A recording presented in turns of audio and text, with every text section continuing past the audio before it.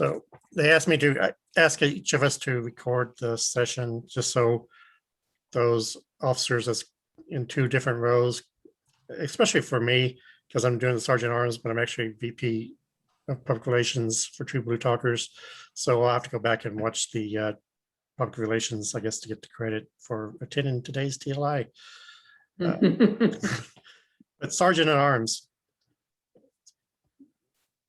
I think that Stephen talked a little bit about what the Sergeant at Arms role is, and we're going to talk about the responsibilities and some of the resources available for Sergeant at Arms on the Toastmasters International's website. And if you ever go over to Toastmasters International's website, let me pull myself up here somewhere. I don't know, this may not be going good. Let me pull myself over there.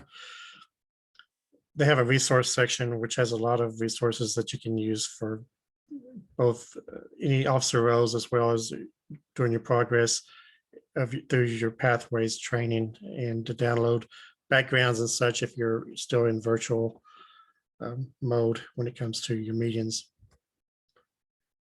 I guess the session objectives is to identify your role, fulfill your responsibilities, and find those resources available to you. So when it comes to Sergeant at Arms, the role, Danny, Stephen, or anybody that's done it, could you tell some of the new people, officers that are coming in, that what your roles are? Sure, I'd be glad to, Jeff. I feel like one thing is that I learned pretty quickly. I've been a Sergeant of Arms for two clubs for 2 different years, and I'm going to serve this next year again as Sergeant of Arms. I was the VP of Public Relations for 2 clubs this past year. But one thing about the Sergeant of Arms is if you're meeting in person, if your meetings are in person, you're more or less the first person to get there, and you're the last person to leave the meetings for sure, because if you're responsible for all the things to put on the meeting, you want to make sure the room's set up. And one thing about the room setup, you don't necessarily have to set up the room the same way every meeting, because some meetings may dictate that you want to set up the rooms a little differently. COVID or post-COVID, you might say, has kind of dictated a little bit of, you might want to set up the room a little differently than prior to COVID. So it kind of depends on how the feeling of the club is. In both clubs that I have been in, we have lost the original meeting rooms that we had before COVID. So we're meeting in newer places now. So that kind of dictates a little bit as to how the rooms are laid out, and how the rooms are set up. But one of the main things with the Sergeant of Arms is, one of the responsibilities is you should be the first person to meet the new visitors when they come in the door and make them feel very welcome. So that is a very important thing. I don't know if you have attended meetings in other organizations, even maybe a church or something like that. Sometimes your first impression of the organization that you're visiting is, how welcome did I feel whenever I got there? So I think that's one of the most important parts of the Sergeant of Arms, is making the new people that's coming in to the meetings feel welcome, and it would be something they would want to continue to attend or come back to. So I think that's a very important part of the Sergeant of Arms office. And there's a lot of other responsibilities I never did think about, but nowadays, if you're doing hybrid meetings, which both clubs that I'm in, the hybrid part of it, trying to set up the room, that's another issue that has come about since COVID, is how do you set up a room that everyone can be included in the meeting? So Jeff, I think that's one thing you might want to address a little bit too, since you've been a vital part of our hybrid setups. And I was going to address some of those later in the presentation and discussion. But as Danny said, one of the things that the Sergeant Arms that Danny didn't mention is that you're also responsible for the club property when it comes to the property, like the lectern, the flag, any supplies that the club has. That's some of the responsibilities as well as coordinating those meetings, as Danny had mentioned. So the club meeting, the outside the club meeting, the executive committee, and there's one that's missing on here that I think it's very important is when it comes to club contests, the sergeant arms, especially if you have a lot of participants at the district level or at the higher levels in area and division contest, is that the sergeant arms is the person that maintains control of the participants in the contest as they come in and out of the room, and work with the contest masters and the other members of the contest. So as Danny had mentioned before the club meetings, it's the sergeant arms responsibility to make sure the room's available. I know for our club at True Blue Talkers, we got kicked out of a room. I'm also a member of Franklin Toastmasters. We were meeting in a room, a conference room in a retirement facility. And since COVID-19, we've had to pretty much go all virtual because of COVID-19 at the retirement center. And once you arrive at the club meetings, you help set up the room. And I think it's been more difficult for us at True Blue Talkers when it comes to setting up the room at the club, simply because the room isn't available until 8 a.m. and the meeting starts at 8:15. And so we're pulling video equipment out, we're pulling speakers out. And it gets very difficult in those situations trying to meet the time deadline. And so I think the sergeant arms, as well as the rest of the club, has to know when the club starts and when the club finishes on time, because that's one of the main objectives of Toastmasters is staying on time when it comes to club meetings. And during club meetings, it's the sergeant arms that usually at our clubs that opens up the meetings with the flags. So when it comes to virtual meetings, if you're a current sergeant arms officer, do you have a flag that you hold up to the screen, or do you use a virtual flag for the background? Can anyone offer their experience in that when it comes to how they open up their meetings? Hey, this is, go on, Brad. Good. Okay. Well, we use a virtual background, so that seems to work out pretty well. We don't use virtual backgrounds, and at the beginning of our meetings, we say the club motto and pledge rather than the Pledge of Allegiance, so we don't have a flag to worry about. Or have a flag? We effectively have a call to order by the president, and then it passes to the Toastmasters. Then it goes to the invocation and pledge. Is how we end up starting our meetings. We start our meetings with the flag and the club mission. I am incoming sergeant at arms, but I've already created a PowerPoint with the flag on it. And then the next flag presentation is just our club mission so everyone can see it. And it's a simple PowerPoint that we do since we're on Zoom. Sure. We had been foregoing the Pledge of Allegiance for a while because in the beginning when we were learning Zoom, we didn't know the screen sharing and all of that wasn't going smoothly. But recently, now that we're a little more comfortable with Zoom, I have a video that I show of the flag and screen share that.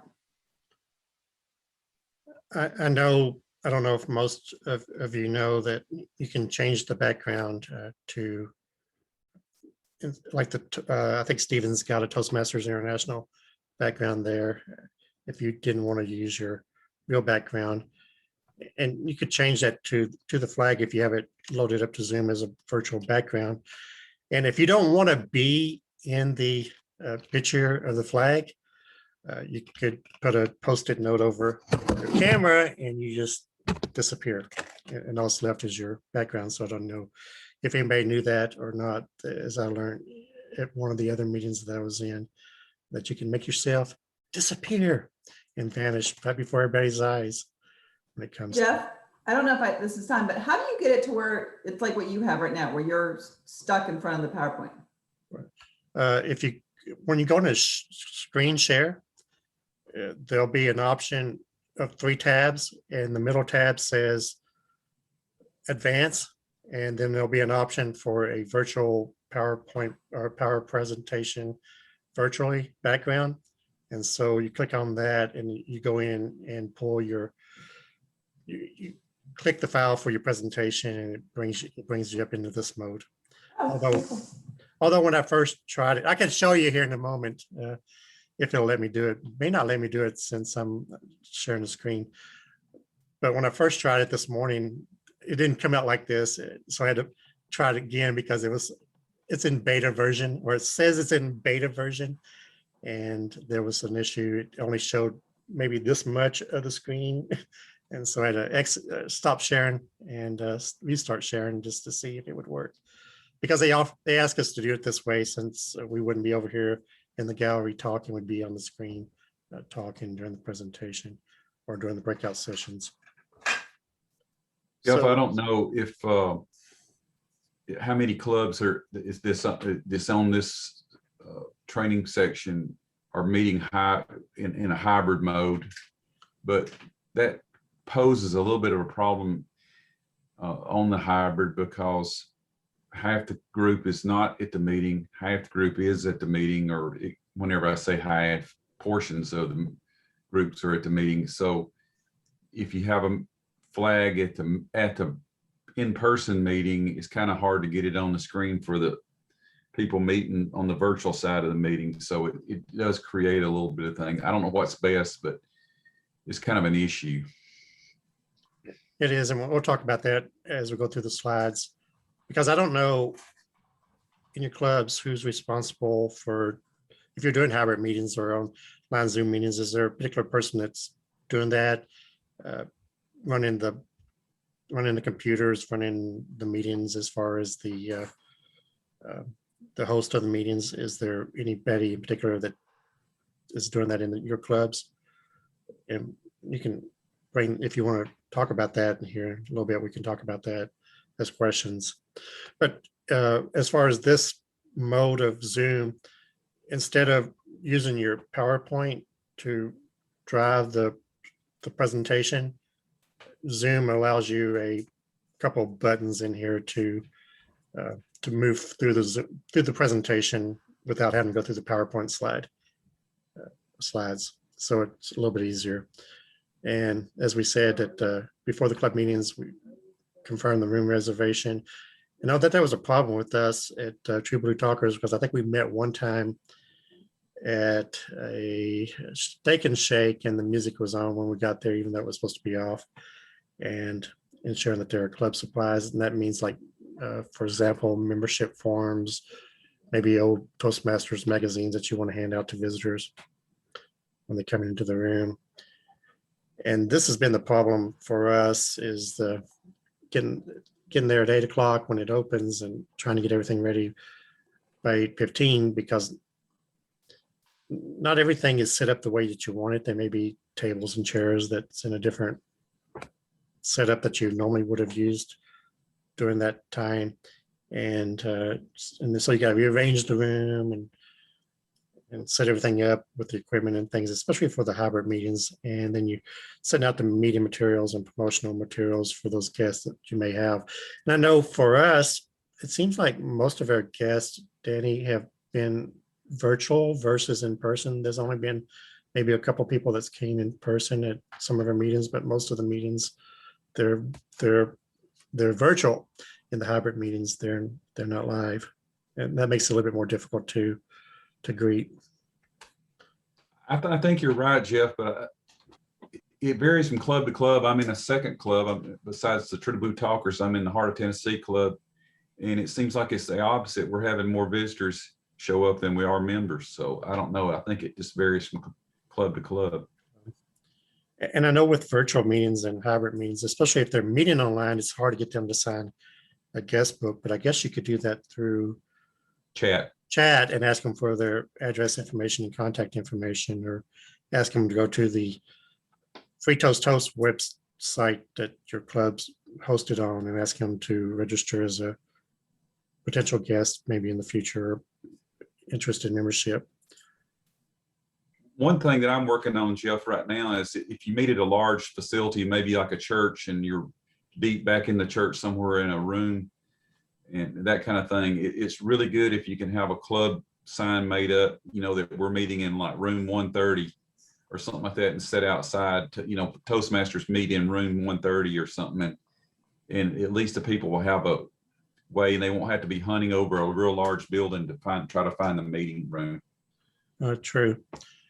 And I guess you could say is that Sergeant at Arms are the Walmart greeters of Toastmasters, or the Toastmasters greeters.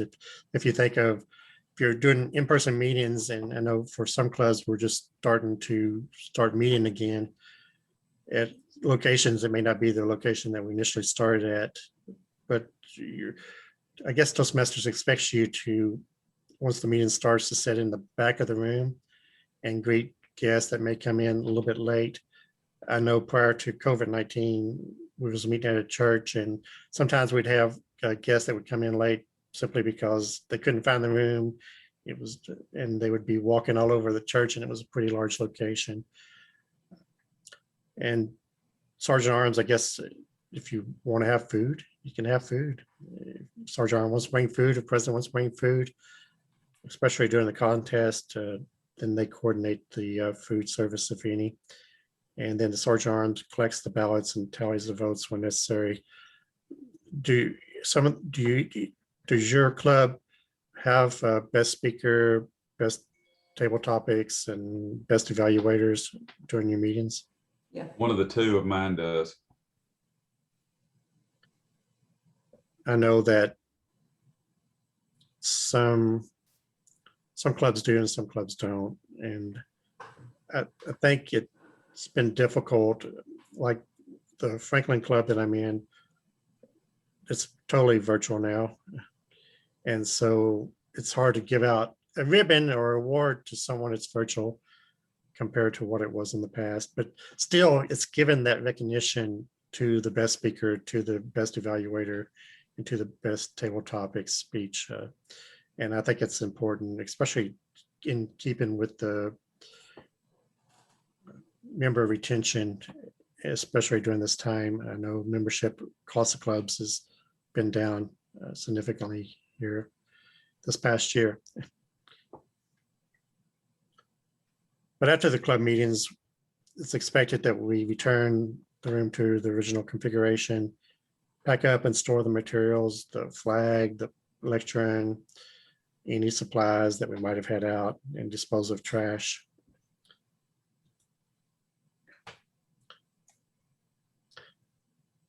And meeting locations, I know where we're currently been trying to do hybrid meetings at, there's a couple meetings that we can't meet in person because the room isn't available. So we're just going to go totally virtual. We're not going to meet in person. Does anybody else have an issue sometimes with their meeting location?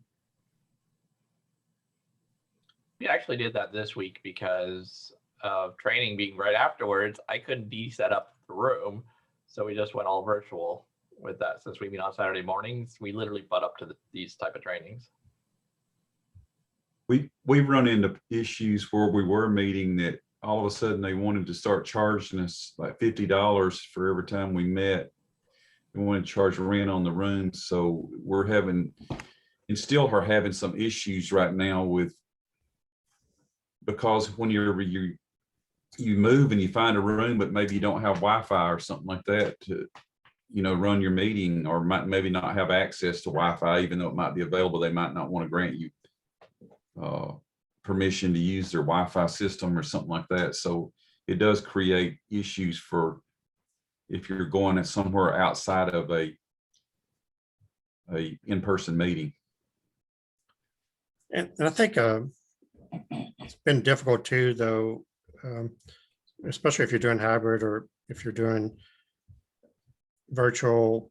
Well, virtual is not, is because you're doing it from your home, but hybrid's been more difficult because when it comes to making sure everything's set up, is all the equipment there available, your cameras, your speakers, your microphones, and Is it set up? Is it running properly? Is it connected to the internet? What if you run into a technical issue? And if you've ever given a presentation, you would know that sometimes things don't go according to plan. Sometimes you gotta step back and go with what you have. I know for our hybrid meetings, we've used cameras, we've used iPads, we've used Sony camcorders to record meetings and to run those meetings effectively. And when it comes to executive committee meetings, just letting the other officers know if there is a problem when it comes to the meeting space, and if maybe we need to do something different. But more importantly, is the successor for office. If you were to serve for a year, would you want to have someone in mind, or do you want to continue doing the position? I mean, what are your goals in Toastmasters? Do you want to one day be president? Do one day be like Stacy Thomas, the district director? So you got to start thinking about, okay, if I decide to go for another position in Toastmasters, who do I want to train to help me out with this? And you may not always be available to go to every meeting, so you've got to have someone that you can turn the materials over for the supplies, the lecture, and the flag to run those meetings and to get everything set up in your absence.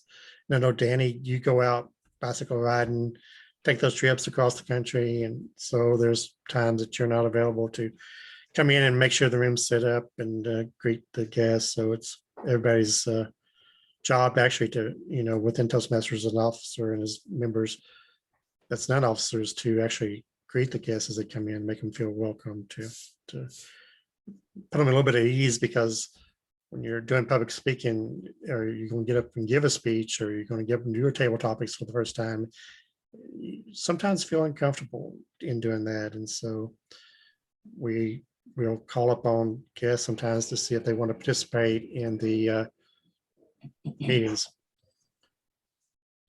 I would suggest, if you can get a packet together that you can give the new guests, with maybe some information about the club, and also something that they could take with them, to look at, possibly even a application for membership or something, and run that through your committee, club officers meeting or whatever, to see what each officer, maybe not wanting to do one individual thing like the membership, maybe wants the Sergeant of Arms to handle that particular document, and along with some other information, and that way each officer won't have to be responsible for getting their particular information to the guest. And that might be really good, and just in a meeting with all the officers, find out what they would like to get to the new visitors, so that you can have a packet ready to give out to the guest.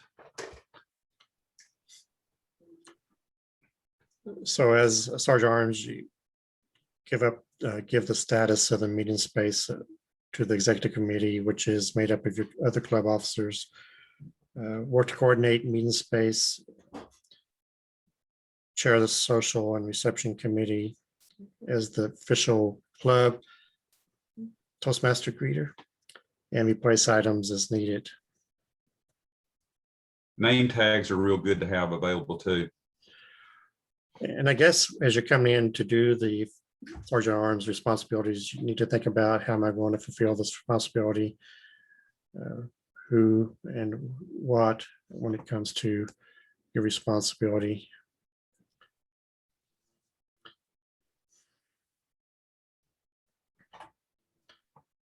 When will each action be committed? Who's available to help you, and what materials and resources can you use?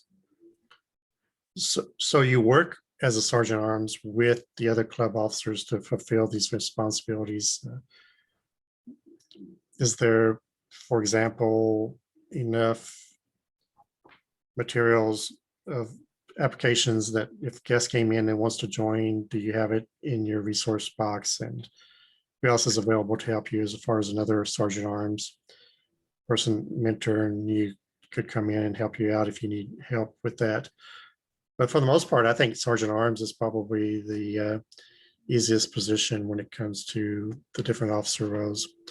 So resources is attend district-sponsored club officer training programs, read materials, meet with outgoing executive committee, meet with the outgoing SAA, meet with the current executive committee, introduce yourself to meeting space coordinators and people that's using the mill space from, just to introduce yourself and volunteer for other positions as far as if you want to do club contests as a sergeant at arms or ask volunteers to assist you.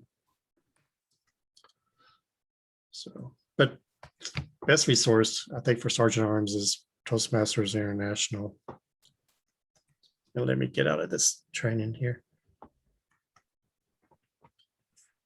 So anybody have any questions about sergeant at arms as far as your club is concerned, or any input as to maybe this is not your first year of serving as a sergeant at arms? Or I have a question. My name is Michael. I'm with Parthenon Toastmasters or Parthenon Club. We are a community club, and during COVID, we lost our building. We are looking for another building, and we're going to try to go hybrid. If we're going hybrid, we do not know what to buy. Can someone let me know what webcam you used? What setup do you have? What camcorder? Because some things you could get online and you could look on Amazon and say, oh, that may be good. And being a small community club, we have limited funding. We don't want to buy something and then someone may say, hey, this is a better option. So I'm willing to give my email address. I just want a list. Hey, we thought this webcam was better, or I've heard we had to use this camcorder, but then we had to go out and buy mics to pin on the speakers because it wasn't picking up sound in the back of the room. Can someone just give us a list on how to start? Can I say something on that real quick if no one else has Yes. one? I'm Stephen Shook. I'm with the Harpeth View Toastmasters. What we ended up doing, and it sounds a little weird, but if you're doing Zoom, what we have in our room, we're fortunate enough that where we meet, they have a projection screen. And we're also fortunate enough that before going hybrid, we already had a TV to use. And so what we ended up doing was, for our club, is we picked up 2 portal TVs. And the reason why the portal TVs, and I'm not using my portal TV right this second, but the reason why the portal TV is that as you can sign into Zoom with it, but it can also be the host of the Zoom session. And if you associate it with your Zoom account, it will go up. The biggest complication is you sort of have to make a person for it, but it's $100 to $150. And it has a speaker built in, which is okay. You probably want to hook it to something different, but we got a little adapter. You might hook it up. Yeah, speaker But- and the other thing that's in there in the blue box. It will follow the person around. And you can change it from an audience to a focus view, and whoever's talking, it will find them and follow them around. And the microphone will pick up pretty soft talkers in the room we're in is, if you think about it, one of those traditional church fellowship halls for where they have the kitchen and the eating area. We inhabit about half of that. So we're talking about a good, I say, I had to get a 25-foot extension cord to go to about halfway. And we can pick up that area fine. Everybody talking with it. It's got really nice speakers. And if you already have a screen and stuff, my whole club hybrid setup cost us, with what we had existing, it cost us about $400 all said and done, because I had to pick up some odds and ends and cables and stuff like that, and 2 portals, which were 300 estimate wise. We got them cheaper for 100. And I did the math, and if we had to buy the screens themselves, that's another 300 each for the 2. You're about to 1,000 or so. And if you have a TV you can just use, then you can just use it as a source of the speaker sound. And we found that works really well for our club. And the reason we have 2 is because there's one that's focused on the audience, and there's one that's focused on the lectern. And the one that's focused on the lectern actually derives the gallery view that the speaker can see of all the remote people, so they can see them. And the one that does the audience view is hooked to the TV up front, and that one drives the speaker view. So if somebody's presenting online, you just stick it and keep it in speaker view, and it'll just focus on that, and everybody in the room can see them. It's a really surprisingly nice setup. One input that I have, both clubs that I meet with, we both are on hybrid right now, but when hybrid goes really well, this is just some advice from Danny, and so don't take it as law and gospel, but when hybrid goes well, it really is good. When hybrid goes not so well, it's really bad. Yeah. And there's not a whole lot of in between. And if you don't have the right people there and I'm not one of them that knows a whole lot about electronics, it's kind of really hard to get it together. And we've gone to a couple meetings and we really couldn't bring the hybrid people in, or that maybe they didn't have any sound on their end, or some little something that can really mess it up. But I tried to overthink it to begin with. We had to have $2,000 or $3,000 worth of equipment, but that's not right. You can put on a hybrid for fairly cheap if you've got just a few pieces of equipment. But you know, I think to it long term, how long is hybrid going to be with us? And are you going to spend $500 or $600 or $800 to have hybrid and only one person tunes in? Because we've started meeting back, both clubs started meeting back in person as well. And we might have one sometimes, or maybe possibly two to try to visit hybrid. And then how long is that going to last? I don't know, you know. Sort of counter argument to my club, since we're so early in the morning, we're pretty much, a lot of our members are actually staying at home, and only a core of us tend to be coming in person. And it's also, we have several members that join that are in Florida. We've got one that's looking like he wants to join from Ireland. And we got a lot of those type of club members too. So we were planning on going hybrid before COVID broke out. So for our club, it's going to probably be staying. Yeah, that's a good point. And you can also do something temporarily. You could use cell phones to be your Zoom meeting camera. I mean, it's perfectly fine. They have the Zoom app on them. You can put them in a place where you can see them, because before we got the second portal, I used our Chromebook as the other camera. And it's a fine way to do it. I've used my phone as the other camera, and I've used a USB-C to HDMI adapter to put it onto the screen. It can be a cheap way to do it if someone's got an old phone they don't want to use anymore.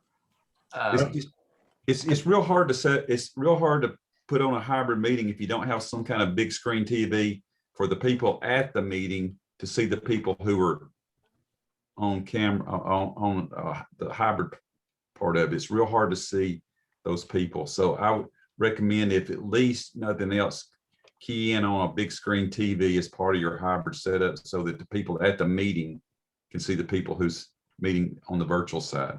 And I would argue that you really need two sources of video, just because in Toastmasters wise, you get this dichotomy of what's the front of the room, and everyone wants the setup to be that way. Well, the front of the room can't be where the audience is that's online, because then the people who are talking in person can't see the audience.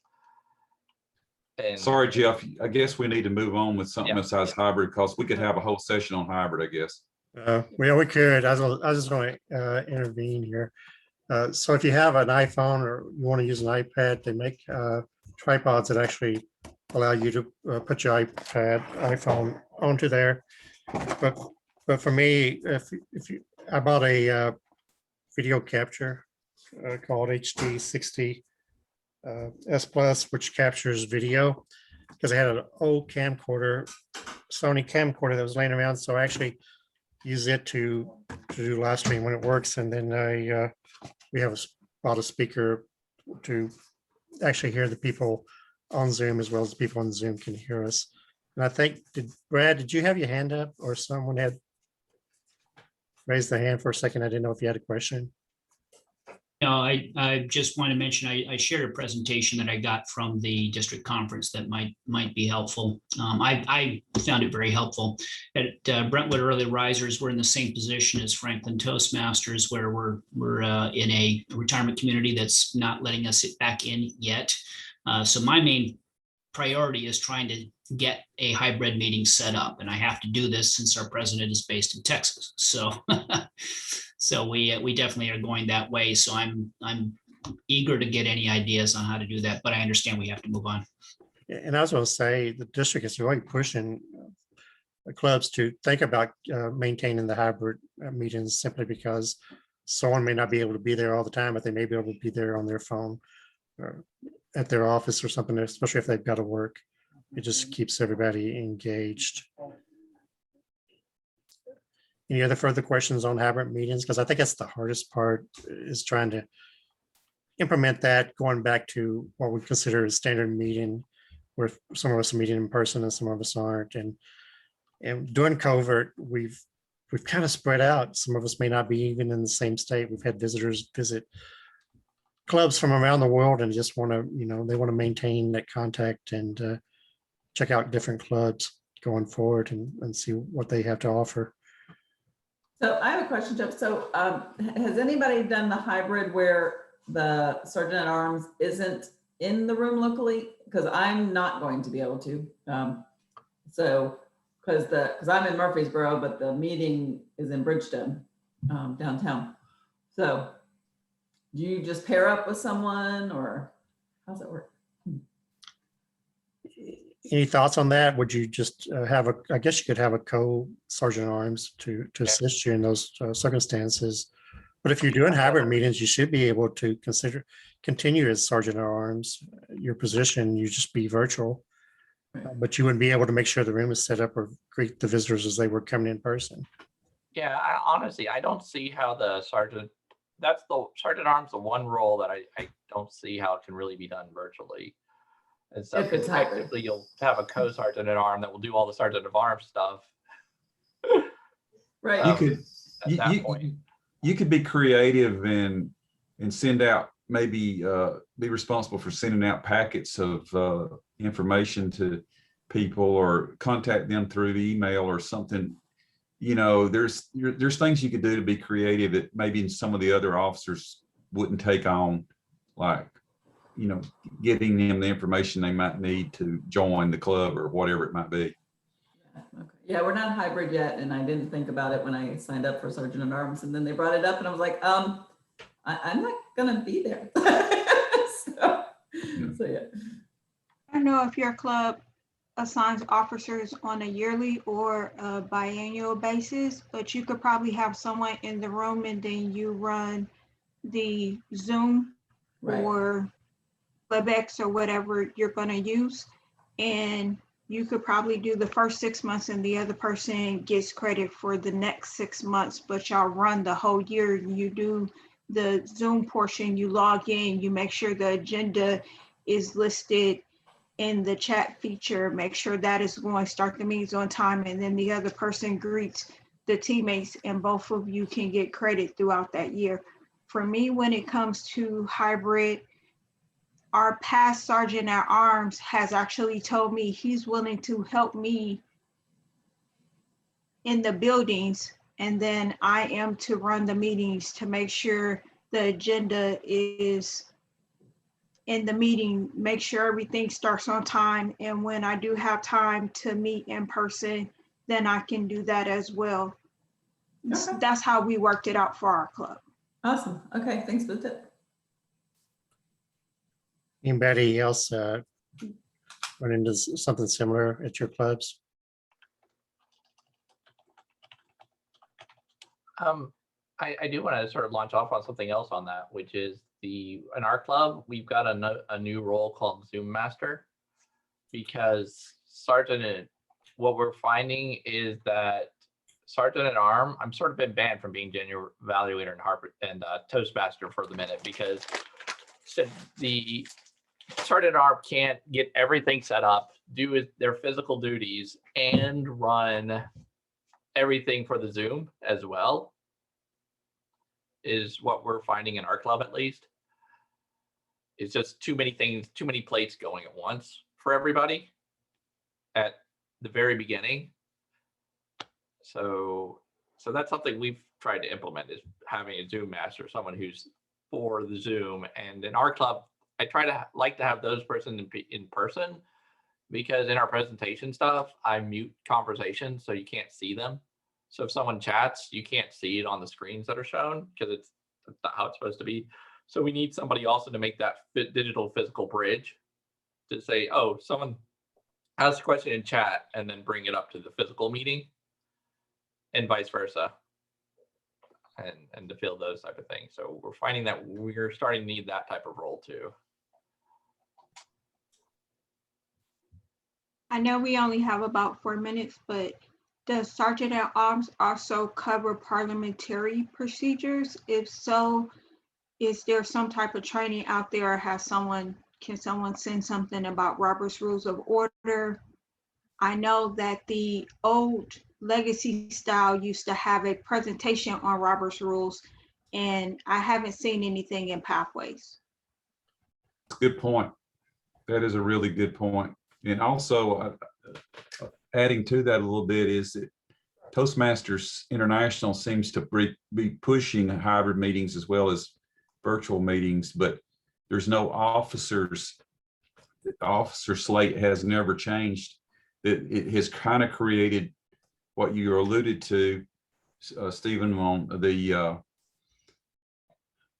there's positions out here now that it's required, like a technical person or something like that, but it's not ever been addressed because it's actually calling for more people, and some of the elected officers like myself is not really great in things like electronics to get some of this going. And I think they should, if they're going to push this, they should be an officer for all the technical stuff as far as electronics world goes. I just kind of Googled the resource library at Toastmasters International for Robert's Rules of Order, but nothing came up as far as a resource on the website. If you do look, there is a big book, Robert Rules of Order, the big book. But then if you look at it, there's a second book made by the same company, which is these are actually Robert's Rules of Orders that you're going to use. And so technically speaking, they're expecting you to have both the books, but really you only need the little one, because you're not going to run into the special cases you need the big book for. It's like the hard brace in a regular grammar book. The hard brace has everything in it, and the regular grammar book has just the stuff you most likely need. So if you are looking, make sure to look for that other book. We used to have training on Robert's Rules of Orders, and also is part of that, or very similar to it, is to how you turn the lectern over to people that's approaching the lectern, and how you exit the lectern and all that. That's not taught anymore. We tried it. Well, my club's 42 years old, so we've got a lot of tradition and all that that's been passed down and everything. And so, and the other we also, so our president tends to be our parliamentarian for Robert Rules of Order as well. So it really isn't the Sergeant at Arms doing that in our club. It tends to be the president filling that role, and the Toastmaster filling that role, as they're the leader of the meeting flow. But the other thing to remember, if you do go look at Robert Rules of Orders, and it will tell you right in the book, is Robert Rules of Order is a suggested guide of rules, and that every meeting, and you do not have to do every single one of these, your organization should agree on the ones that make the most sense to you. Like the one that's annoys everybody shot at me is that officially in Robert Rules of Orders, you don't have to second a dismissal. You just call for a dismissal and raise a vote. That's it. But everybody wants to second it because everything else you second. And the Sergeant at Arms, according to Toastmasters, is there to make sure the meeting runs in orderly fashion. Although Toastmasters, the meeting is the one that's driving the meeting usually, but Sergeant at Arms is the one that's supposed to try to keep the order of the meeting going with the traditions. I think being virtual and being hybrid, as far as having somebody in the lecture, has been more difficult when you're doing the hybrid meetings. That's why it's important to have a TV and or some kind of monitor or screen or projector showing the the speakers that's up next, because I know for us to get the speaker up there, then we pin the person to the Zoom meetings. They'll be speaking next or during the table topics. Hey, Michael.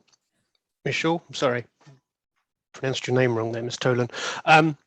For the parliamentarian role, the only time we've ever needed it or had questions about it have usually been during club competitions, and those rules are fairly well set out on the Toastmasters site within the pages anyway. So when things come up, we always refer back to those.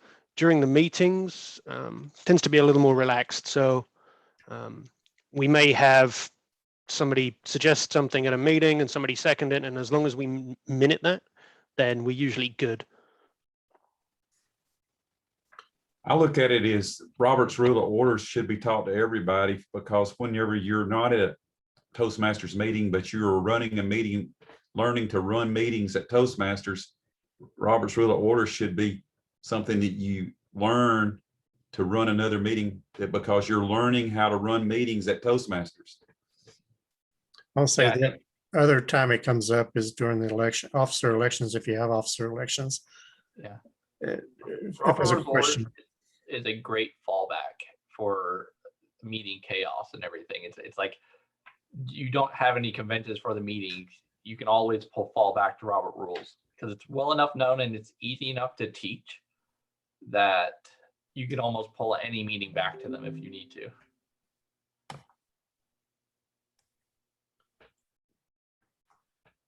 any other questions about Sergeant at Arms and hybrid meetings, Robert's Rules of Orders, what the rules are? Has anybody who's been an older sergeant at arms ever gotten a public venue to do something? Because I would really, as part of a recruitment thing, I would really like to do one of our contests in like a park, someplace where people can see us, or go to a farm, I'll say farmer market or a festival or something, and have a Toastmasters stand or anything to do more promotional. Because part of the problem is that people know of us, but they don't know of us, if that makes any sense.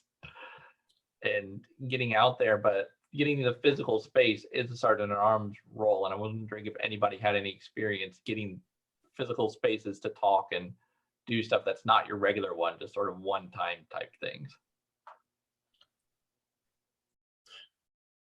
I know in a previous club that I was in, I think we changed meeting spaces 3 times in like 2 months, simply because one place that we was meeting at just wasn't really centralized and wasn't a good place to meet. Then we started meeting at a restaurant, but then the restaurant closed down like 2 weeks after we started meeting there, and then we had to go to another location. So it can be very difficult when it comes to finding in-person meeting spaces, especially when they want to charge a fee. And there's not a lot of funds in the club treasury per se. I know. We have. Go ahead, Jeff. I was gonna say, I know even for us, if you're not using the district Zoom accounts, then someone's got in the club's got to pay that Zoom meeting fees to keep it up for $16 a month. So go ahead, Danny. We about several months ago, I'm not going to guess now because COVID has kind of taken over, but right around the time that COVID kind of really kicked in and changed everything for us, we were proposing to meet with Rotary clubs because of the marriage between Toastmasters and Rotary.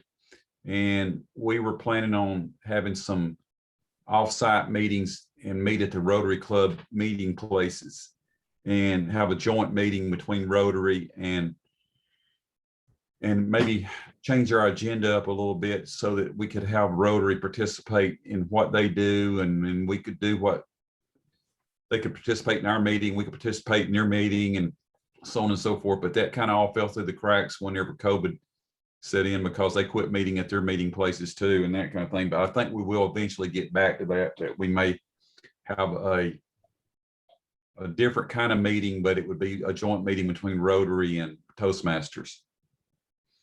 I had not heard about that, but I guess it's the Rotary Alliance, if I'm reading this right.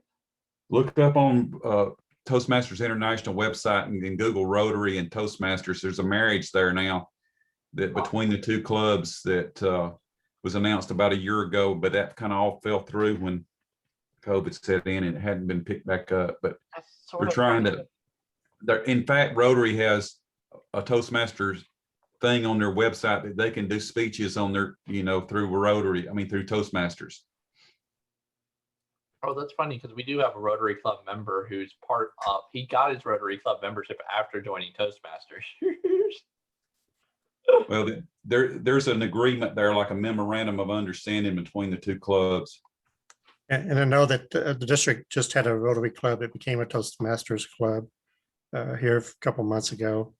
Because I know the Christian, who's the club growth director currently, but going to program quality director, has been attending those meetings for the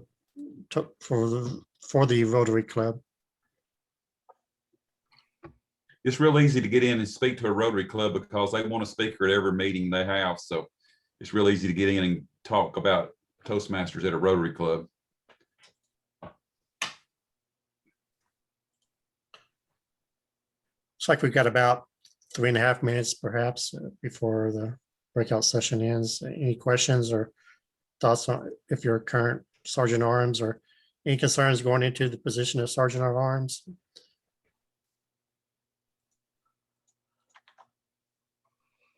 How do you guys handle some of the other ones, the physical stuff, like doing clean? Do you guys getting rid of stuff that we probably don't need anymore? I guess that's really the big thing. I have old books and items in our stuff, and I'm like, do we really need these anymore? You could always give them out as prizes or as awards for best speakers. We're having best speaker. Congratulations, you get this book. Don't ask me where it comes from. It's easier to get forgiveness than it is permission. Yeah, I've been saying that a lot. I've been fixing a lot of our equipment because it's gotten janky, and it's just sort of like, you know what? I want it this way. So guess what? It's now this way. Hey, I've Stephen, done- there are some clubs that are still gavel clubs that require usage of Toastmasters books because they do not have access to the internet. So ask around. I know Karen Molan, who's a member of one of the Brentwood or Franklin clubs. Vander Molen, sorry, Brad. And Brad may be able to help out as well. But clubs like that often love being handed Toastmasters information that is not necessarily up to date, but at least fairly recent. It's usable. But their members don't have access to the internet. Oh, that's true. Yeah, because we have enough prisons around here. We surely have a gavel club somewhere. Yeah, we do. The women's prison is Brad's wife actually runs a gavel club through the Tennessee State Women's Prison. Okay. I'll go through our stuff because I know we've got books, not many of them, but I know we have some, and if they can use them, then that's great. Yeah, the Gavel Club is all used. They're all using the CC manual, so and they're going through the 10 speeches, and so they're doing it the old-fashioned way because they don't have access to the digital resources. So and it works for them. So those are being used. I've got a few things. I think I've got an old banner from one of the clubs that nobody wanted to keep, but it's in my house because I was like, well, do I keep it or do I not keep it? Do I throw it away or do I not throw it away because it's history? You bought the banner, so if you got a use for it, no one wanted it, hang it on a wall or something. Dude, I noticed you got the Toastmasters banner. Do y'all use banners at your meetings for virtually? Somebody have it behind them as a virtual background? So as I mentioned, I use the portal TV. So what we do is I have our banner on the right and it looking forward and the flag on the left because the flag code and the lectern in the middle. So when someone's talking, you don't see the banner because it zooms up on them. But when they pull out, you do see the banner. I'm debating on whether I'm going to put it behind them, but I don't want to do a virtual one because that whole people walking in and out freaks out type of deal. When you've got a live background and you can't put a green screen because those are expensive. Looks like we got about 40 seconds left. So if anybody have anything else they want to ask. 30 seconds. Good session, Jeff. All right, I appreciate it. Thanks for everybody's input today. And we'll see you in the main room. All right.